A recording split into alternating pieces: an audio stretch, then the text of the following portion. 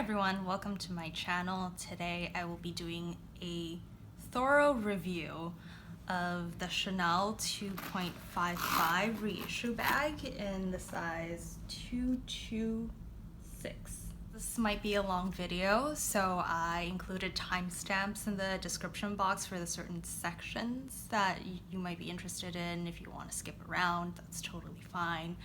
I just wanted to make this video because I would have found it super helpful when I was doing my research. And yeah, let's get started. Ta-da! So obviously this was not packed by a Chanel professional because I packed it for the purposes of this video, but this is the idea. It comes like this. There's always a ribbon.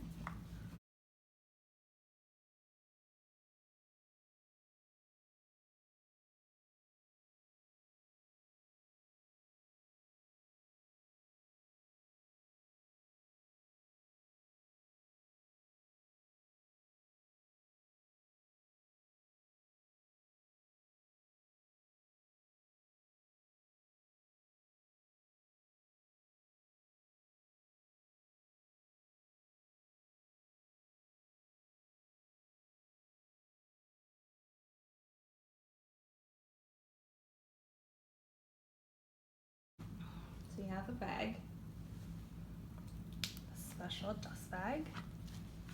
Inside, you do not get a random camellia just hanging out here. Mine was just stuck because that's how I store my camellias. So you get the two things.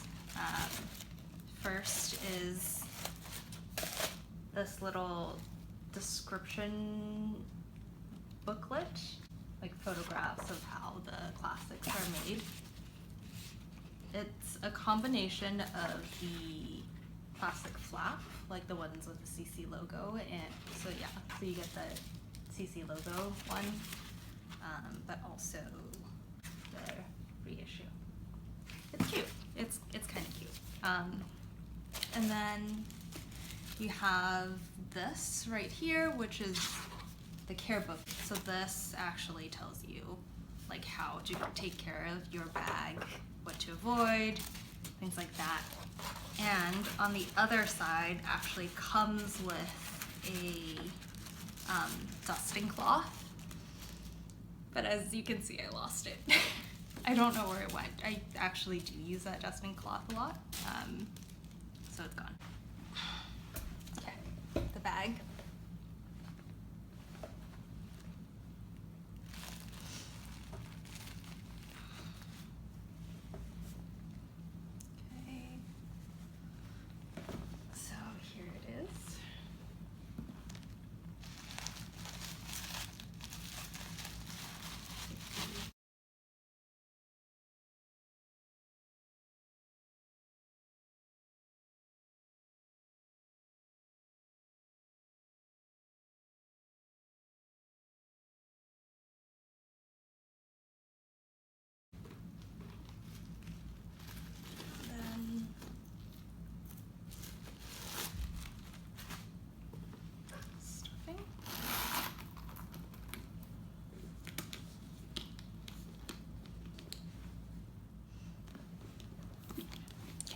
Let's start with the basics. So this bag is the 2.55 bag, or commonly known as the reissue.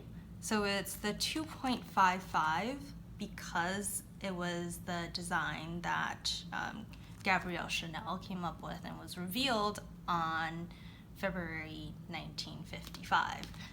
This is the original classic flap or double flap bag.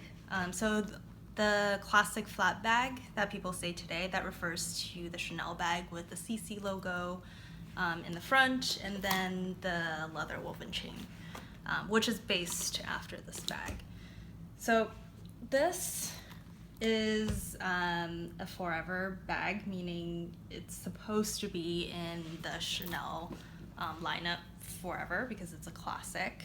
So let's go over some of the features. So we have the bijou chain, which is, let me see if I could get a close up. If that doesn't work, I'll insert a picture that works a lot better. But it's a chain that can be adjusted because it slides around on this mechanism with like the two eyelets, I think they're called. So you could wear it long on one shoulder or crossbody, or which is what I do most often, doubled up and then just on your shoulder. The turn lock. This is the Mademoiselle turn lock, and then it just turns and then you open it. And in the back we have the Mona Lisa pocket. Mona Lisa because it's a smile, but it's a back pocket.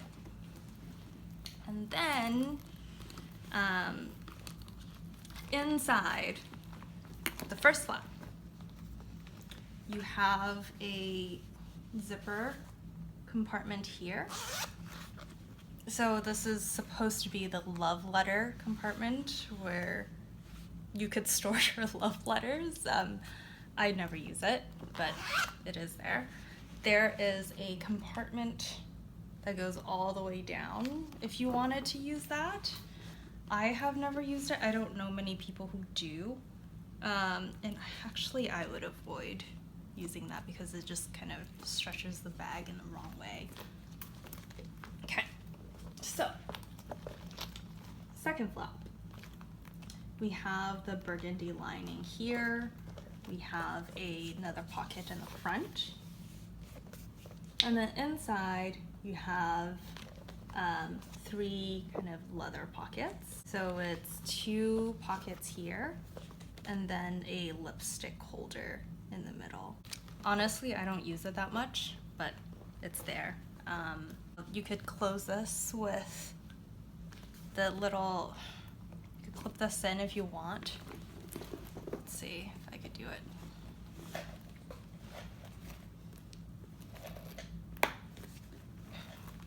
Okay, yeah, so that is done. And then you can see that it doesn't really lift. And then you can close it like that. I don't do it, that's not how I use it. So this particular bag is in black. So this bag comes in a wide variety of colorways, but this particular colorway is considered the classic. So it's in distressed calfskin, which has this like worn in look.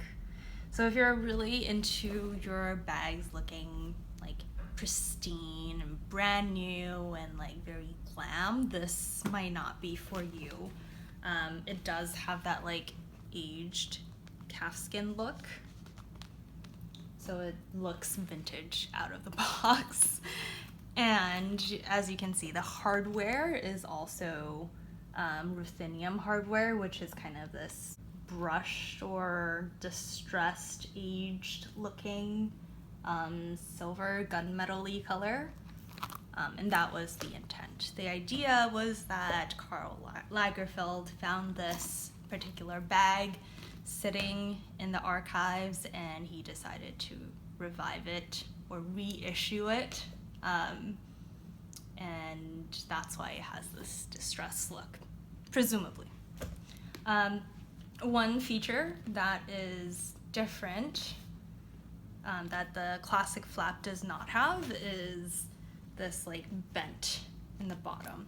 So this little bent is intentional. It's not a defect. The idea was that this kind of shape or this bend makes the bag sit closer to the body of the person carrying it. Oh, you can't see that. Yeah, it sits closer to the body versus if you like straighten it out, it would go out a little bit.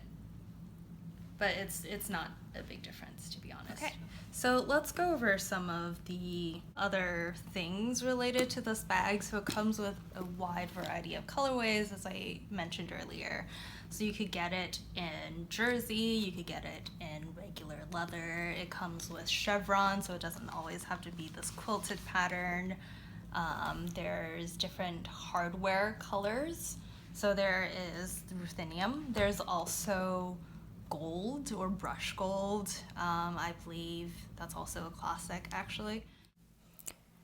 Now I'm going to go through what fits inside the bag. So starting with the essentials, I have a card holder, my keys, my passport, and then of course hand sanitizer and my phone.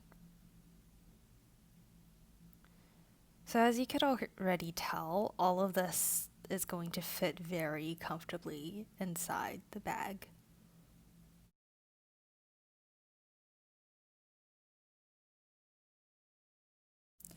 Now I'm going to add a couple of more things. So I have a compact wallet, a reusable grocery bag, a pocket notebook or agenda, and a mini hand cream, and my sunglasses in a soft case.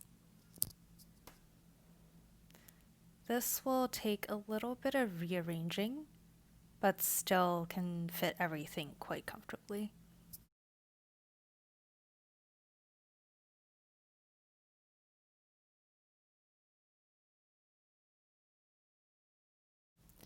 Now I would say with all of those items, my bag is pretty full. However, I'm just gonna test this out a little more and add a lipstick, an atomizer, and a compact, as well as headphones, and see where that goes. Since these items are relatively small, there's always nooks and crannies I could stuff everything in.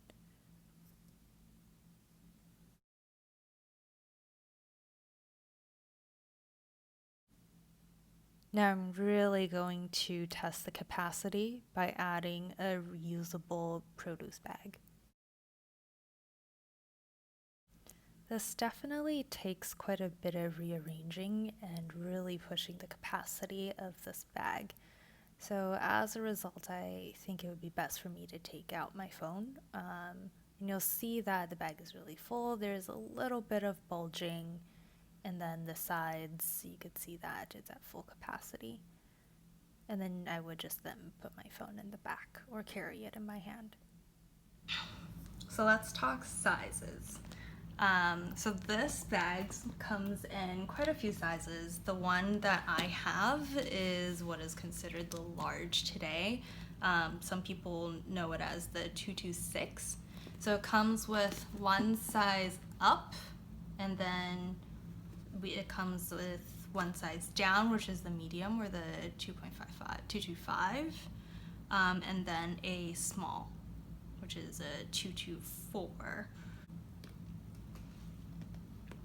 Okay, so it is 11 inches across, 7.5 with the tip, but if you like shorten it or flatten it, it'll be 7 inches high, is 3 inches. Okay, so that is the 226. So what this means is that this is going to be larger than the medium classic flap, but smaller than the jumbo classic flap. So if you're looking for a size in between medium and large, then this would be the size that you would go to. For reference, I am 5'3" or 160 centimeters, so it looks pretty comfortable on me crossbody, not too long, not too short in my opinion. You could also wear it on one shoulder and doubled up, which is probably the way I wear it the most. Also very comfortable for me. And if you wanted to, you could wear it handheld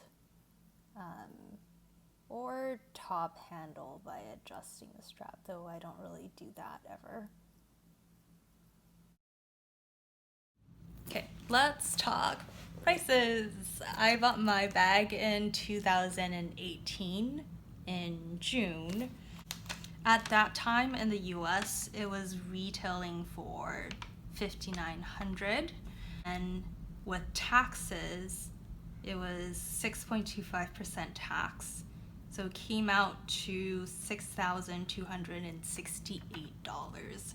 So 2 years ago, this bag was already pretty much $6,000 US dollars. That was already insane. That was so much money. I've never bought anything like that, and it was very surreal to spend that much money. This is also my first designer bag, so a very new experience for me. Fast forward to today. So recently we had the price increases from Chanel earlier this year. So now this bag now retails for $7,100 US.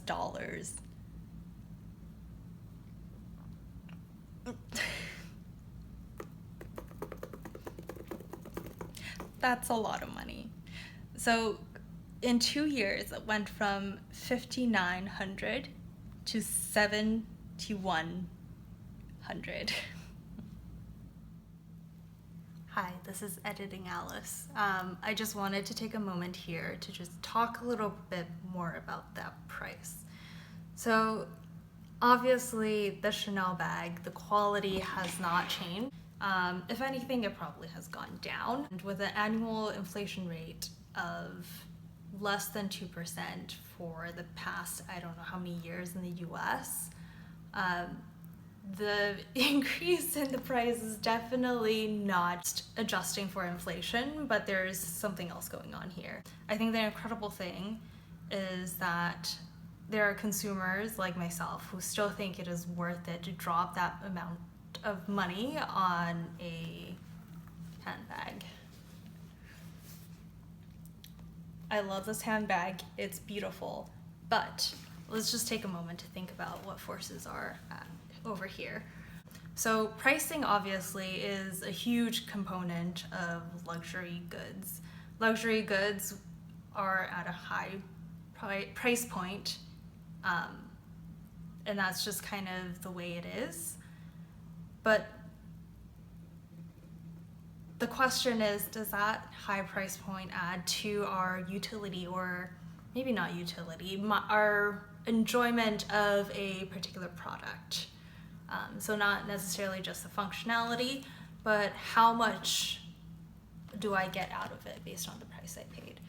So there are supporting studies that show that there is a placebo effect. There may be some placebo effect associated to marketing, and I think we all know this intuitively. So taking this Chanel reissue bag, for example, or just, you could apply this to any luxury fashion house. I bought into this bag, and it's not just the bag, it's not just the functionality, it's not the inherent value of the hardware or the chain, or even the packaging or service. I bought into the marketing and the mythology or the story surrounding this bag. So for example, Chanel has done a great job in its marketing through its fashion shows, the visual, the presentation, but also the story of Coco Chanel. So if you'll see their advertisement and even just books, Coco Chanel is very much portrayed as this feminist woman who is ahead of her time, like wearing pants where everyone else was wearing a skirt, designing a handbag that was practical and kept women's hands free at a time where people were apparently not very practical with their handbags. I don't know. And a part of the appeal of this bag is that this was supposedly the original design by this incredible figure behind the brand. Another element of it to think about is maybe the price itself also is a determinant of how much enjoyment I personally receive out of a particular product. And I say I, but I think this may apply to more than just me. So I read a study which suggests that there may be a relationship between the price and the perceived performance and benefits of a particular product. More specifically, the higher the price, the better the perceived performance. Granted, the study was done on energy drinks, which is very different from a luxury handbag, But I think there's the element of truth to it. So today, if I bought this bag for $200, which is still not cheap. So the question is, if I spent $200 on this bag, would I enjoy this just as much or more? I honestly don't think so. I think the reason why I was willing to spend that amount, the ridiculous amount of money on this bag, is because that is a reflection of how much I value it. So even though in economics we think of my, let's say, theoretical willingness to pay is apparently the current retail price or higher, and if I get this bag anything below that, it's just consumer surplus or like some sort of extra happiness I get. But I don't think that's the case. I think the fact that I spent so much money on this bag makes me value it. So I make some sort of relationship between that dollar amount or the retail value with the the perceived value of this bag. Even though there is no change in the quote unquote inherent value of this bag, thinking more of like materials and things like that. Back to the video. I'll go through how I maintain and store this actually first. So I have sprayed this bag before with like water repellent spray. I don't top it off very often. Every once in a while I will just like wipe a dust cloth over it. And I also use leather conditioner on this every once in a while, and then just condition that almost every time when I come back. And I'm ready to put this bag away. I just take the felt and then take the stuffing so it's all together.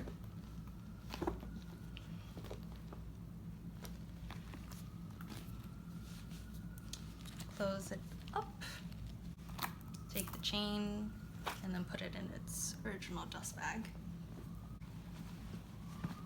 Okay, and then I just put it in my closet like this, flat, on a travel neck pillow. It used to just sit on the shelf as well, but I like to store it flat because I want to preserve that bent in the reissue bag. A lot of people I know just straighten that out because they don't really like it. So you can, if you wanted to, just like push it out and then just like store it upright and then maybe stuff your bag or not. This is actually fine without stuffing, but I like to do it anyway. So like I mentioned, I've had this bag for over 2 years now, just a little over 2 years, and I've used it a ton. So giving you a bit of context, this is my only designer bag. This is also my only medium-sized bag. I have a very small handbag collection. So meaning I use this pretty much every weekend. And then I also use it for traveling. I don't use this for work because it doesn't fit my laptop. But I use this a lot. I wear it quite in a carefree way. I don't really baby it. If it's pouring, I won't wear this. I'll wear another bag, which is fine. But this has seen some light rain. This has gone city biking with me in New York City. This has traveled. This has been on planes, under the seat in the plane. Yeah, it's been through a lot. I don't abuse it though, I will say that. I don't just like toss it everywhere or anything like that. I do really appreciate this bag. So first and foremost, this bag looks distressed. It looks worn in, and that is one of the reasons why it wears well, because it, even if you have like creases or anything like that, it's disguised by the leather and kind of the nature of the hardware, and that's just the style. So it is like that. A couple of things on the hardware. So first, this was something I noticed recently, is that there was starting to have some discoloration on the hardware. I don't think it's showing up on camera, so I will insert a picture. But basically, the color, the ruthenium steel gray has started to rub off, and the brass is showing up. It's subtle, like right now I'm looking at it, I can barely see it, but in certain lights, if you look at it carefully, you might see it. I don't mind it that much yet, but I think if this continues, eventually I do have to take it back to the boutique to see what they could do about it. This is probably also partially my fault because I don't polish the hardware every time I finish using it. I put this on my bare skin even in the summer, so maybe like the heat and the sweat cause the hardware to wear like that.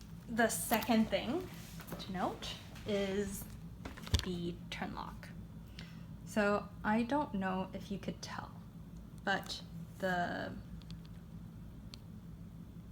actual turn lock is a silver versus the rest of the hardware is ruthenium, or that like aged color. So over time, my hardware actually looks quote unquote newer because I have worn off the aged look. It's very subtle. I don't really mind it, and I think it's just inevitable considering how much I use and like manipulate this.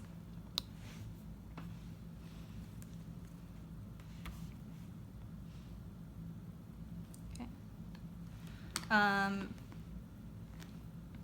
Another thing, a couple of small things, so really minor.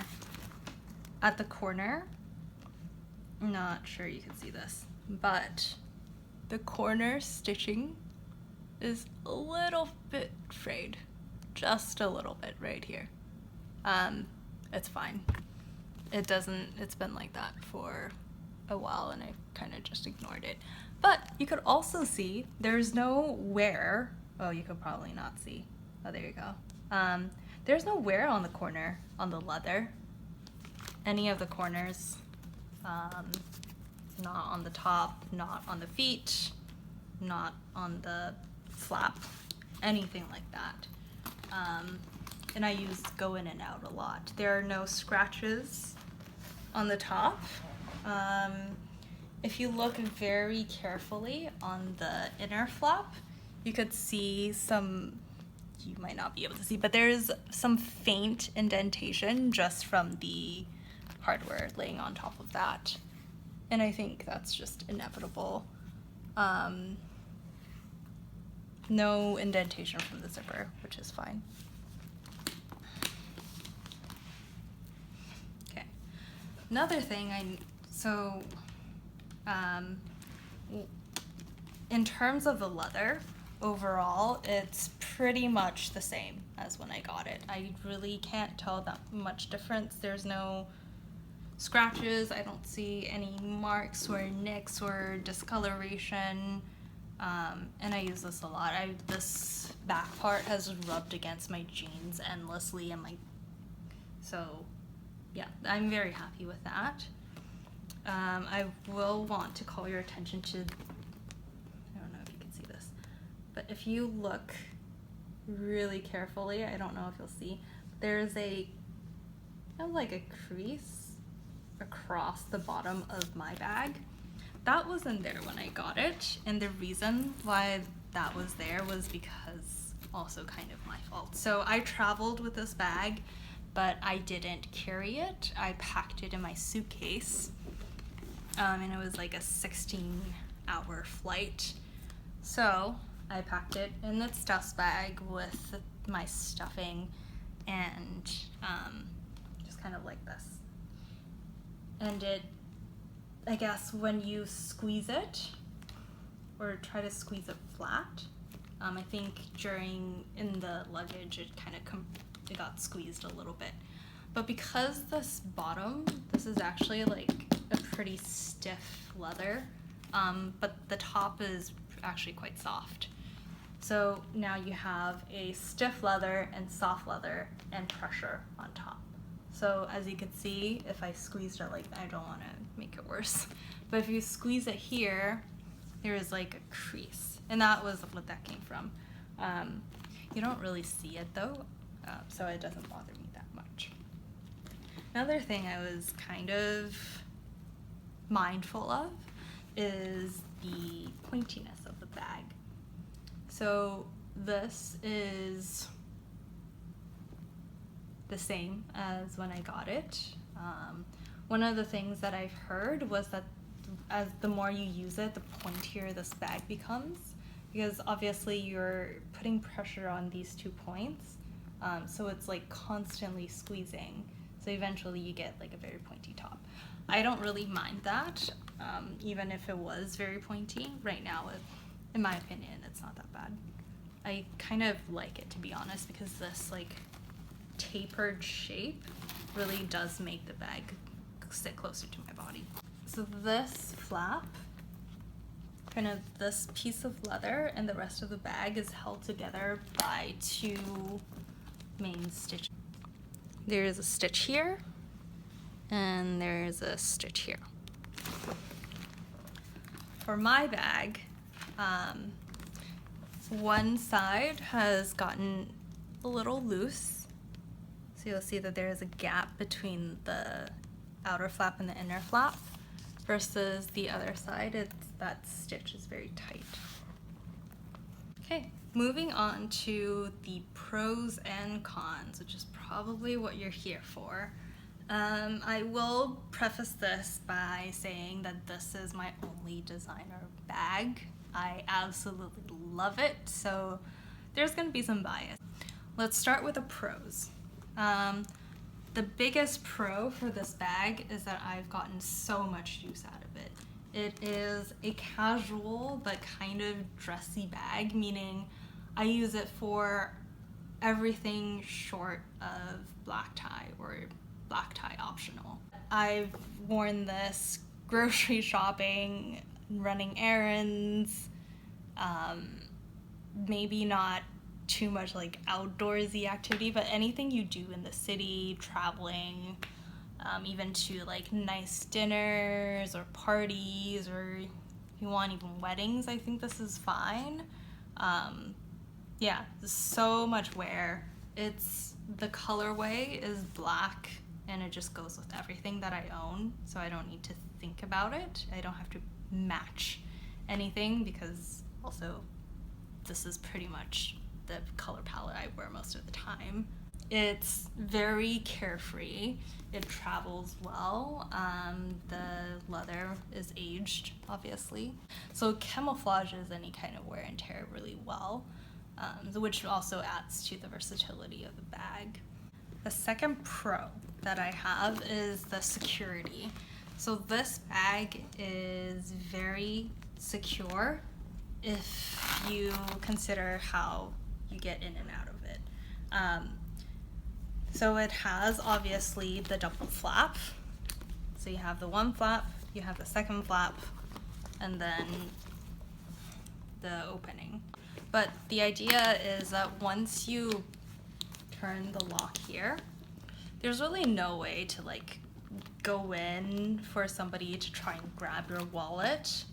The part where you might come into issues is the back pocket, which I use a lot for not only Metro cards or hand sanitizer packets, but my phone. Like, I carry my phone back here a lot because it's really quick and easy for me to access. If you do that in like a very crowded place, just be mindful because it is very easy for somebody to just like take it out. Next pro is this bag is very comfortable. So this chain is a very comfortable chain. It's not loud or anything like that. The bag sits very flush to the skin. It's great. And this next pro may not be a pro for everyone, but I think this bag is subtle. It's a more subtle, understated type of luxury.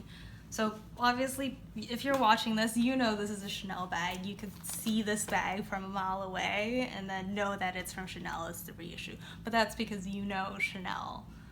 Not everyone does, because this doesn't have the classic CC, and the flap kind of quilted style has been done by so many other people, like dupes and things like that, that a lot of times people wouldn't think that this is a actual Chanel bag because it doesn't have some of the very recognizable qualities, like the chain isn't the interwoven leather metal chain. It doesn't have the like CC logo or anything like that, but it is a Chanel bag, and you'll see a very, very tiny logo, which honestly most people won't even see. So that was one of the main reasons why I got this bag, because I know for me, I don't like to call that much attention to myself, and I know that this bag was going to be an everyday bag. I don't want to feel like when I walk into a neighborhood that I don't necessarily feel safe in, or if I go traveling abroad, that this bag will make me a target. So the first con is obviously the price. This bag now retails for $7,100 US dollars. That's insane. That's a lot of money for this bag. And just 2 years ago, which is not that long ago, this retailed for $5,900, which is still a lot of money. So even back then, this was a con, because if you go even further back, this bag wasn't as expensive, nothing close to what it is today. The resale value for this bag is not too great. This particular bag on the resale market loses its value. So I've seen this exact bag for $3,000, $4,000, depending on what it comes with, less than that. Yeah, which is not great, because that's less than half of the retail price. It doesn't matter if you don't really plan to sell it, but this is also an opportunity for you to think about maybe buying this on the resale market, because you could get it for a discounted price, and the bag is probably going to be in a relatively good condition because it wears really well. You just won't get the boutique experience, obviously, and sometimes there's also the risk of authenticity. But because this bag is not as popular as the classic flap, I don't know how often this is faked, especially in this like kind of worn combination. Okay.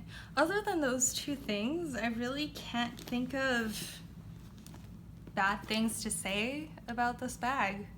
Obviously, I'm biased. The reason why I ultimately chose this was because of its versatility. The style is more subtle, and I think it fits my personality and my lifestyle a lot more. And then the next thing is the size and the capacity. So given the size of this, it's bigger than the medium classic flap, which was what I was looking for, because I knew the Chanel Jumbo would feel a little bit too big on my frame. I've heard it's quite heavy. This bag is really not that heavy, and it's much more spacious than the medium classic flap, because it is bigger, but it's not as big as the Jumbo. So the verdict would I buy this bag again today if I lost it? And is it worth it? For me, yes, it is worth it. And yes, as stupid as it sounds, if I lost this bag, I would go out and buy it again. I would maybe consider the resale market, but if that wasn't an option, I would still go into the boutique and drop $7,100 for this bag. I think this is a very practical bag, so when you're thinking about cost per wear, this will be better than I think a Chanel Classic Flap for me. If you're choosing one or the other. If you have both, then it also depends. A part of it is also because I own this bag, so there's some sort of endowment effect where I value this much more than it's actually worth, considering that it resales for $3,000 to $4,000 on the resale market, but I value it at apparently $7,100. This was my first designer handbag. This was something I was looking at for a really long time. It was a birthday gift for myself at a point where I think I really needed something to pick me up. And this was something that I bought with my hard-earned money earlier on in my career. So I would never let this go. Okay, that brings me to the end of this video. I hope this was helpful and informative for you, whether you are considering buying this bag or you wanted to learn more about it or you just stumbled across this video. I hope you enjoy. Please let me know if you have any comments or your thoughts on this bag. Did you agree with me? Do you think this bag sucks? When? Why? Let me know. Thank you so much for watching. I will see you soon.